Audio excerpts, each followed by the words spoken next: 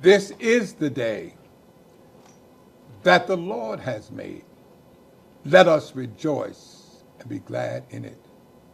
Welcome to the Bethlehem Baptist Church, a Christ-centered multicultural church where our mission is to love God and serve people. We're delighted you've joined us this evening with a word from the pastor's heart. This evening, we have been blessed to have two individuals who are leading a phenomenal ministry known as the Trust Factor. You will hear some exciting things that they're doing. They'll introduce themselves. But before we start this conversation, let us have a word of prayer. Gracious and glorious God, we thank you for this opportunity you've given to us. First of all, to give you thanks. And then ask, O God, thy blessings upon the Trust Factor, that, O God, your name might be magnified in all that this group seeks to do. May, O God, you be blessed by this conversation, we pray. Amen. Amen. I want to take a moment, first of all, and welcome you and thank you for taking the time to be with us this evening. Would you please tell our audience who you are and how you have moved to this point with this amazing ministry that you have? I call it a ministry because you're helping people.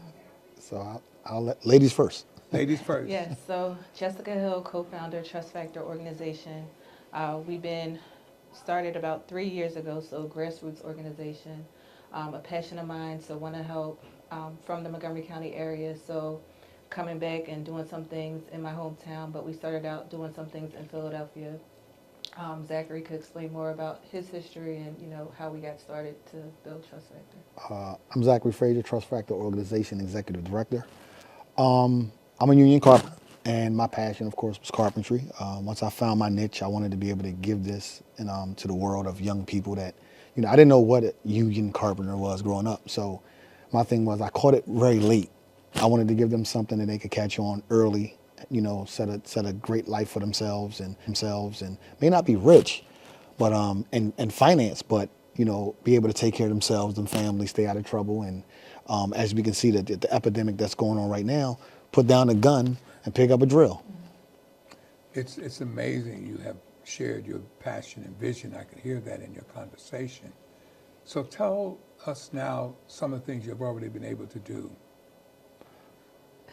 So we started out doing some assemblies in schools where we would go in, they would bring us in, we would speak on different topics, whether it was bullying, emotional intelligence, leadership development. And then we started to see some of the gaps of some of the things some organizations in school weren't incorporating. So we said, this is where we got to build trust at.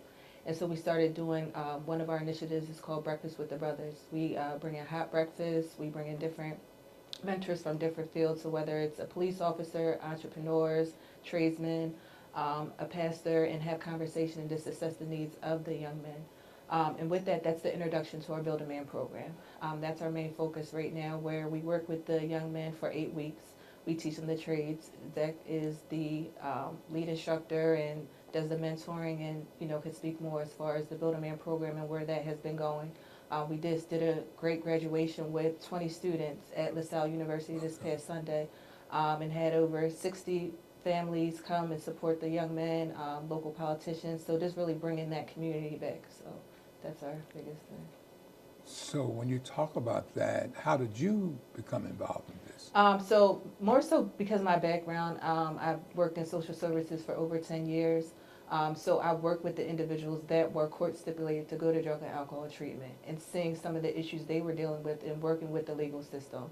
And me being the advocate to push for them to get on the right path and the supportive services that they needed. So that was my biggest thing, that I didn't want to see some of the students that we're working with go down that same path. So Zachary, how about the funding? How do you get funding for this initiative? Funny as it may sound, a lot of times we put a lot of it out of our own pockets. I may drive Lyft, Uber. We may do Wayfair. She may do Lyft for Uber, and it's just, we take that money and we kind of just put it out. We have had a few grants come through from the city of Philadelphia. We want to thank them for it. We don't want to sound like we're not happy for what they've done.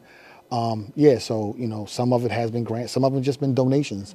One of the donations we had was from a small minority contractor, and he did some great things for us. Bought us tools, bought us material, and it's Markel Construction, someone like that that'll just come and see what we have, love it. They love the mission. I think first people have to love the mission and respect it and believe in it, and then they want to do some things to help out. What has been your source of gratification? How have you received gratification from doing this? Seeing the kids' faces and Yeah. hearing the stories from some of the parents of the changes they've seen in the behaviors, and just the kids like excited to, they may not have friends, so feeling like this is, they built friendships by coming to our program, and it's just like, we become a family, really. So it's bigger than, the 8 weeks we stay in contact with. Zach texts the boys, checks in with them all the time, so that's really like the gratification for me, just that impact. Do you have other individuals who are working with you, or is it just you two? How? We have people that come in and they try to help out as much as they can, donate as much time as they can, and we appreciate it. Some may come. Her mom, she's a big advocate for us and love helping out. My mom, she's a big advocate, love to help out. Her family does a lot of helping out. We do this thing called Trust Giving, where we go and we literally go to a church and we do a feeding probably 3 or 4 days before Thanksgiving. And we have foods from different cultures. So it'll be an Indian dish, it will be, Mexican, or it'll be Italian, and it'll be all traditional Thanksgiving. And we sit down and our goal is to make sure that people understand the need of one another from all cultures, because we're in a melting pot here. So we want to know that the neighbor that you're living next door to, if their child needs Pampers, we need to have a conversation about it because we live next door. So let's have this, and the best way to have conversation is over a good dish. So we try to make sure we make them understand that everybody has a need, but we need to be a community and see what their need is and help out.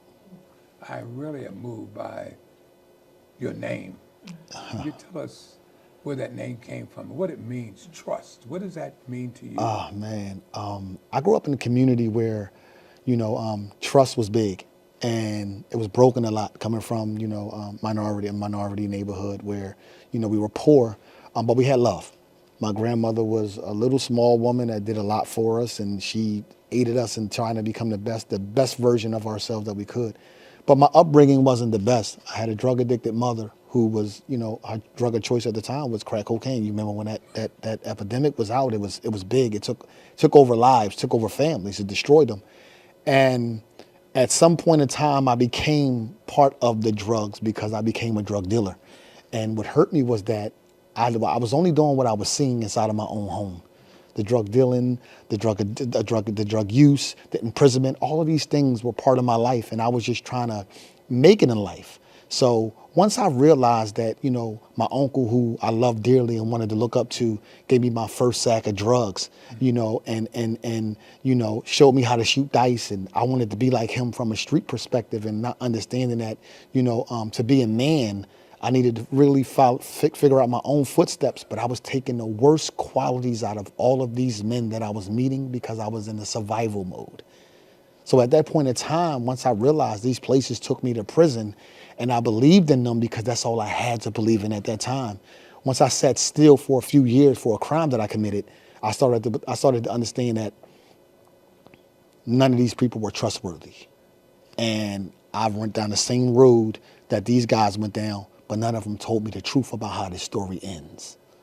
And now I'm becoming part of this story, but I don't want my ending to be like what I've seen on television or in some of the books I've read. And when I came home, it was time for me to figure out life. And the biggest thing was I was untrustworthy because of some of the things that I've done to people, some of the things that I've done just around in general, people have seen. And I wanted to change that narrative. So when I seen some of the kids' faces from their trauma of being in homes like mine, I understood that my job was to implement trust in their lives, so that trauma that they've experienced, that it was consistent and it became PTSD, I wanted to reverse that. So the trust had to be implemented, and it had to come from someone like me. I really appreciate your honesty and your transparency. Sure. Others need to know, because I wrote a book, it's not where you start, where you finish. That's right. And all of us, I'm sure, have made some bad decisions. Absolutely. But God has turned our lives around. Sure and when He thing. does, we want to give back and help somebody else who may be in that same situation. Absolutely. So I really appreciate that. Thank and you. I pray again, as we continue to hear your story, that others will know that God can turn their life around, or Absolutely. not give up on anybody, and seek to make a difference and give back to somebody else. Absolutely. As you're doing. When you talk about trust, and what, in terms of how you got to this point in terms of, as he shared your journey. Can you just say a moment about your journey? For me, I feel, like I said, wanting to see a difference of the resources. Creating a space right now, we're in the process of establishing our own headquarters so that it could be a home where kids feel like they could come and be safe, not just for the training, but if they need some food, if they need to wash some clothes. So we're going through that process. But I also remember growing up, my grandfather started a track club, the Angler Olympic Track Club. So that was big for me, of people like hearing the stories and like they trusted their kids to be with this man to like learn these Your skills. grandfather? Yes, Leon Hill. Okay. Yeah, so that was just something like, I wanted to be able to create a story. Who followed after Leon Hill? My uncles, Yeah. yeah. Yeah, so that was kind of big for me too. When you talk about that, how do you see God in your journey? Right. He's in all of it. Yeah, starting our day with it. Yeah. Even with our kids, we were blessed to be able to run our program at a church this year in Germantown, the Germantown Seventh-day Adventist, and Pastor Corey Johnson. He just preached here. Wow, Great yeah, guy. Great guy. And that was big. Wow, we had one session. We do mentoring in Right. with our sessions, and he came down and had a conversation with the kids, and some of the kids just lost trust in God because of what they've been through. And Right. we're talking at 14 years old. And just the conversations Zach and Pastor were having with them just changed Right. within a weekend of them coming back and saying, I got on my knees and prayed, and like, I see a difference now based off of these conversations we're having with them. So that's big. You know, I can't put into words how grateful I am for how you're using your time and your talents to make the lives of young people, particularly, better. Yeah. And I know the importance of that because I too came from a home where things weren't always in the best positions. Yeah. And I thank God for others who trusted me and believed in me. Sure.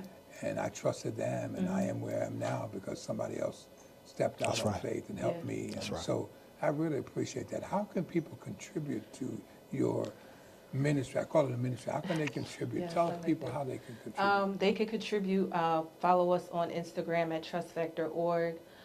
They could go on our website, trustfactororg.com, and learn more about us, donate, volunteer, see some of the events we have coming up. Like Zach was explaining, we have Trust Giving coming up, so we'll be working on that. And excited about all the other things that we have coming soon. Sure. So when you talk about that, what do you see in terms of your next gigantic step in terms of taking Trust Factor to another level? Well, the biggest thing for me is you just said something that was when we had spoke earlier. You talked about Kenya, right? They having helping out some kids in Kenya and how much it costs. Things ballooning and costing more. But you want to help, so it's just like what do we do? So now our thing is the Build a Man program that we have. Just like people go to Chick-fil-A and they purchase, food from Chick-fil-A and, Chick-fil-A sells a franchise. Eventually, we want to be able to franchise the Build a Man program, but we handpick every component, every person that's part of this program to make it run smoothly. We keep our same name, Trust Factor Organization, the same program name, but we take it globally around because what I'm learning is trades is saving lives. Yes, we believe in AI. We understand what AI can do, but right now we have no robots that can build homes. We still need men, laborers. And what we have to understand is that we have to take the narrative out of what a tradesman looked like per se on television at one point in time. Seeing tradesmen as almost like dirty guys that, but these guys make great money. Right now, I think we're at $54.34 an hour for you to be a union carpenter. That's great money. That's over $100,000 a year. And that's just with a high school diploma and 4 years of education with the union. And our job is, if these youth can literally pass the math portion of the carpenter's test, our job is to get them sponsored from a union contract. And that's what we do. So globally, we're going to see eventually Build a Man all around the country. Literally people just going and saying, you know what, we're going to implement this program in our schools, CTE, and this thing has really been saving lives. Because if we could do it here in Philadelphia, Montgomery County, Northwest, we can do it everywhere. I think there's something else that needs to be said, and that is, even if you don't have a college education, you still can be productive That's in right. life Yeah. That's right. And I think, somehow we've allowed ourselves to believe that only if you have X amount of degrees Sure. that you can be successful. Sure. But, opportunity to Yes. use your hands, your heart, and the skills that God has given to you. Absolutely. It's really interesting. I'm so glad that the Lord has allowed me to speak because I can't hardly change a light bulb. But I get it. my wife will tell you that. But I just thank God for every opportunity that Sure. God has given to us. Use those individual gifts. Your gifts Absolutely. may be different than mine. Sure thing. But everyone has a gift. Yeah. And Yes. how we utilize those gifts, Yes. It really depends on where we are. Absolutely. And somebody has to encourage us so Yes. that whether you're a high school dropout or whatever, you're from a single parent home That's or right. a foster child or That's right. whatever, Yeah. That's you right. still can make a difference. Absolutely. And the collaboration of Yeah. those gifts even makes it better. Yeah. What I can't do, you may be Right. able to do. What, and that's what makes that's what makes us complete the job. So let me ask you another question. This is a profound one. If you look back over these 3 years, what has been your biggest challenge? And then what has been your biggest disappointment? I'm gonna say for me, I have a high expectation of our youth. That's just how I am as a trainer, as a mentor. The biggest thing that the youth don't understand is I'm still being mentored, Right. and I learned so much from them. It's unbelievable. They may not be thinking that they're teaching me anything, but I'm not in the world the way they are right now. So I'm stepping into their zone and I'm meeting them where they are. And a lot of times for me, when I see the media taking away the shine from the youth that are actually being productive, because what happens is this. These guys, these young men may say, you know what, what's the purpose of me doing any of this? I'll never be seen. Because the guy on the television set that did the murder, he gets seen. And it looks like he has an entire spotlight of a day of him continuously on all these different channels in the news. And it's almost like he's posing for the camera. But we can't get enough people to be involved in a trust factor organization for this to run smoothly if we don't have a grant. I want this thing to be running where we're not just continuing to write grants for this thing to happen. I want more people involved, actual people involved that's saying, if we can get 500 people to write a $25 check, that makes a difference. And that's what I want. That's the biggest challenge for us, making sure that we can get community involvement, because that's the part that the kids see it. If they don't see the people, then it's kind of like, why are we doing it? So, disappointment, what about the highest achievement you have seen take place? For me is we did a workshop in Allentown, so being able to take it to Allentown and knowing that, okay, we've been to Allentown, we did a workshop in Chicago, so taking Build a Man outside of PA, being able to ride down Germantown Avenue and see a flower box that our students built, benches, outdoor library houses, that's big to me, It's to be big. able to see like, okay, we're making an impact, we're beautifying the community. So we should be able to see that all around in this area. Can you do carpentry work? She's a good assistant. I'm a good She's a great assistant. yeah. I will say I'm that. good behind the camera. She's and not, a great yeah, assistant. but I should be able to because I see the kids, and that's why I'm like, if these kids can pick it up and learn it this quick, I should be able to as well. Yes. So hopefully in the next group, I'll be able to get better with Yeah. my hand skills. Well, you might help me because Yeah. I'm struggling. Yeah, we have to do a one-day workshop with One you. day workshop, yeah, how about that? You might need about 10 days. But Set it really, up. Yeah. We talk about passion. I feel you're passionate about what you're doing. And I think that's so important. I use the word fire all the time because Yeah, you can't yeah. do this. And like everything else, there are ups and downs, but Yeah. your passion keeps you moving. And Absolutely. it's incredible what you've been able to do in 3 years. Yeah.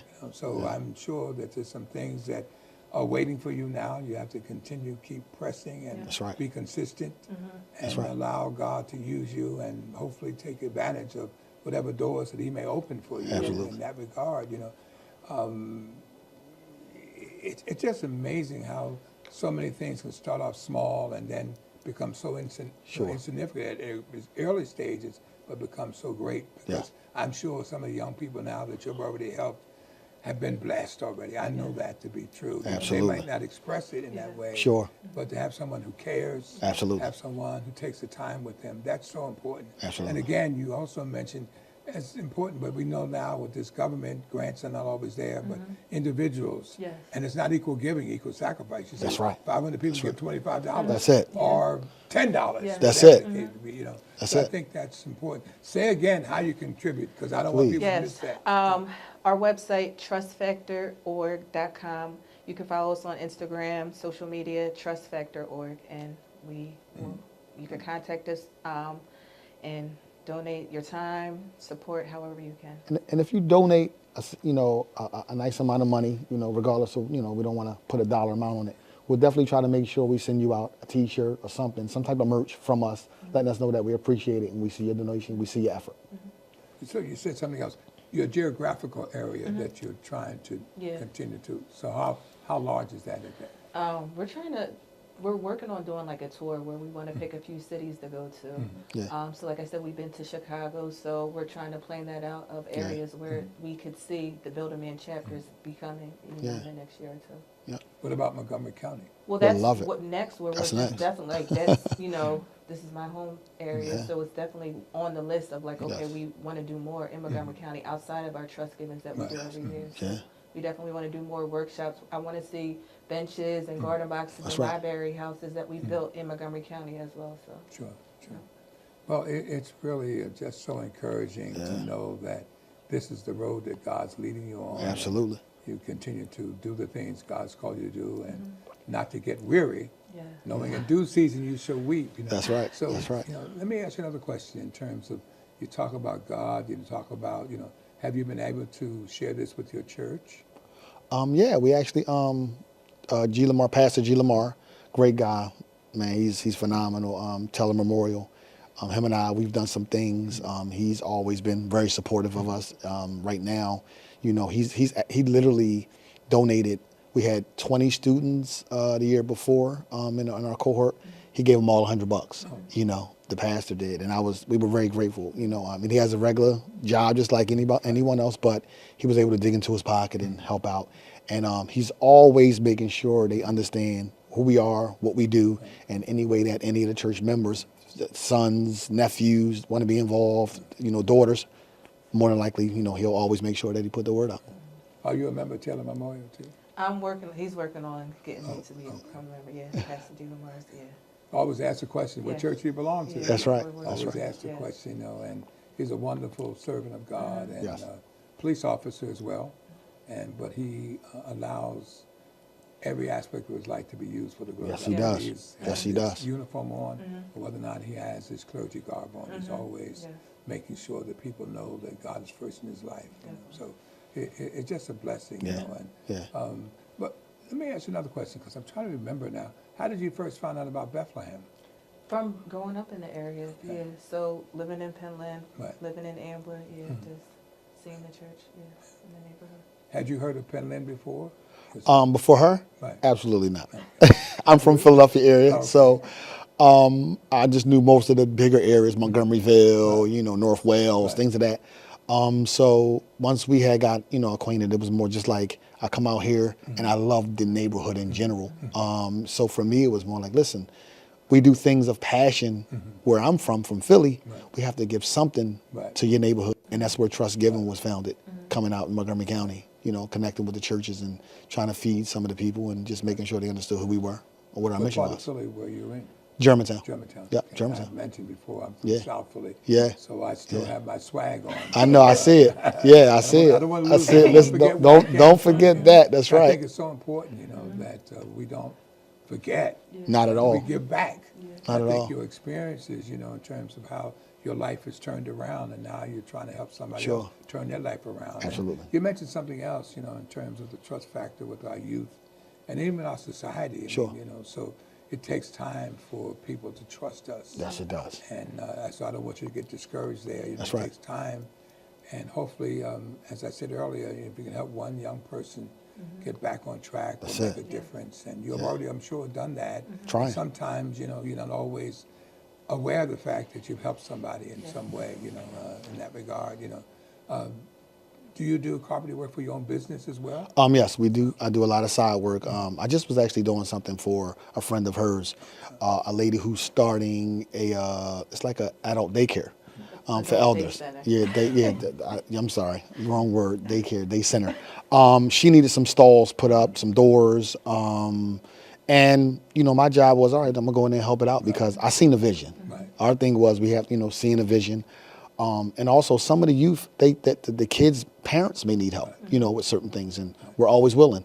And Teller Memorial, we brought some kids there to help out and do some clean outs and things like that, helping Pastor G. Lamar out. He paid them. We kept it going. And that's the thing with us also. We still make sure our kids is involved with when it comes down to the pay. We want to make sure, okay, well, if I'm putting up doors, I'm putting in windows, if I'm doing certain things, they still can make $1 with me. Because my biggest thing is if they want to go out here and purchase a sneaker, and they don't have the money, you get a 16-year-old that wants something so bad, he may try to do something else to get the money, right? That may not be, something cool. So our jobs is to keep in contact with them. If we have work, keep them working as much as we can and see them through it. Yeah. So when you talk about trades, what about young ladies? Do you have, We have 3 young ladies in our program so far. So because of that, over the summer we started a pilot program for the young ladies. So we're working on that. That's going to be called Build Her. So we're working on bringing that to the forefront. So what will the young ladies be learning about? The same thing. Same thing. Just a little, more different things such as etiquette and different topics, but the same trades Same as they did, with the young men Sure. the previous group. So. Yeah, because there's no gender involved. No, it's No not, gender. not at Yeah, all. so my So- wife does everything. Yes. so- So like I said, trust factor, we're not gender based. We try to, even though it is called Build a Man, Right. we try to make sure that we don't base it around gender. And like you said, we accept young women, but also we don't base it around color. So when we talk to them about trust factor organization, we always explain to them, it's not about the color, it's about the need. If it's a need, we're servicing everyone, because that's just who we are. Like you said, God doesn't see color. He just sees the need. So what, in terms of ages, what ages are you? So in the summertime, we do a little younger for our summer group, 14 to 18. Right now, we're in the transition of becoming an official pre-apprenticeship with the state, so we're going to focus on age group 16 to 24. Yeah. With this political climate, have you seen any changes in terms of our youth thinking and responding? I mean, you're 3 years and now we're in a new administration. Have you seen any kind of thing in the lives of our youth? What I will say is that for me, dealing with them hands-on so much, of course, we always knew that their attention span is very low, Right. especially if it's something that they really just don't want to, pay attention to. And then a lot of our youth are introverts. So we might get 15 kids that are all introverted, literally. But we'll see them together Right. start to have conversation and start to build relationships with one another. I think it's more so comfort from the atmosphere that you create for these youth. If they feel protected, then they'll start to kind of really start to, show you who they are, explain to you some of the things they've experienced. We had one of the young guys talk to us about him going to school with a gun. And so I'm asking him, well, what was the reason behind you having a gun? He said, listen, I'm from West Philly. I was going to a school in North Philadelphia. And at this point, he's like, these guys was talking about hurting me, and I didn't want to, want that to happen. Great young guy. I loved having him. Cool little young guy. And he was definitely adamant about showing up and doing the work. And that's what I care more about, right? We can help them, because I always looked at it like this: if you're lost, we can find you. We can find you. So when it came down to that, what I learned was the young guy said this to me because he would come in with his hood on all the time, and he taught me something. And I said, listen, do me a favor. You take the hood off. We're inside of a church. It's still a church. I know it's in the basement area. It doesn't look like it or feel like it. It's still God's house. And he was like, Mr. Zach, no problem. He was like, you see how you just asked me that? And I was like, yeah. He was like, I was like, wow, what's up? He was like, because some older guys, they would have just told me, take your hood off, man. And that would have caused a whole big riot because of the way he said it too.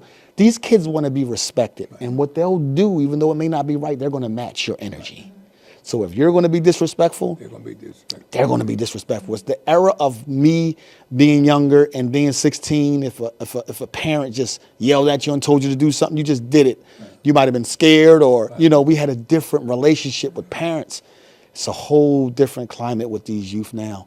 They believe that they are equal regardless of age, and if you do something to them, they're going to return it. So how you get to them now is you literally show them how you want to be treated and how you're going to treat them. You have really blessed us, and I pray again for God to give you the increase. Sure. Yeah. And thank you for your willingness to make a Thank difference you. in the Thank lives you. of so many young people. And you're absolutely right. We are living a different age. Oh, different age. And sometimes we are insensitive to our youth, and we speak to them like they don't have a voice. Yes. And they do have a voice. Yes. So, and the way I raise my younger sons is not the way that this civilization is now dealing with. Not at all. You do this. No, wait a minute. You can't.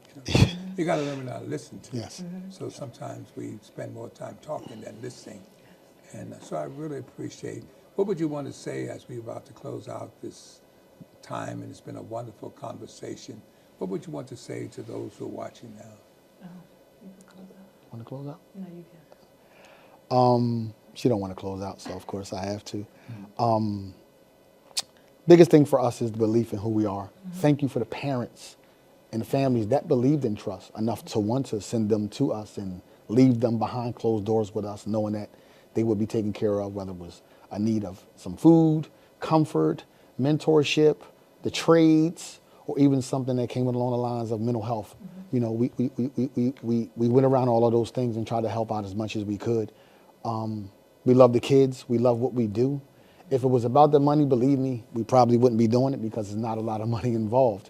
But we do know our seats is prepared for us in a different space, a different place. So we're doing it for something totally different. Of course, we would love to be financially, taken care of with some of the things that we do. But I understand sometimes you can't have both, and we accept what we do get.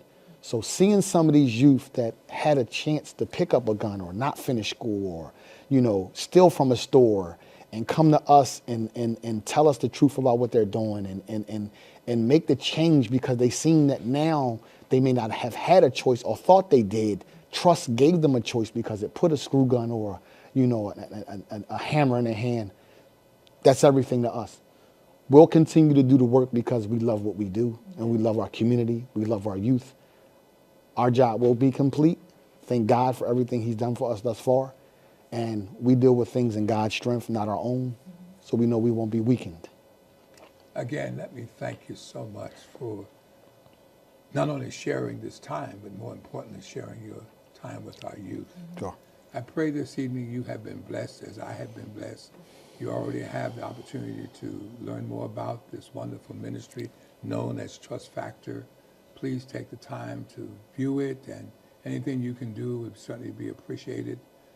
We are so grateful that every Thursday evening at 7 o'clock we can join A Word from the Pastor's Heart. And this couple has touched my heart so much, and I pray your heart has been touched as well. Have a great evening. Know that we serve a God who can do all things and do all things well, and that we can depend on him and rely on him. He always sends forth new blessings. Morning by morning, new mercies are ours to see. God bless you. Take care.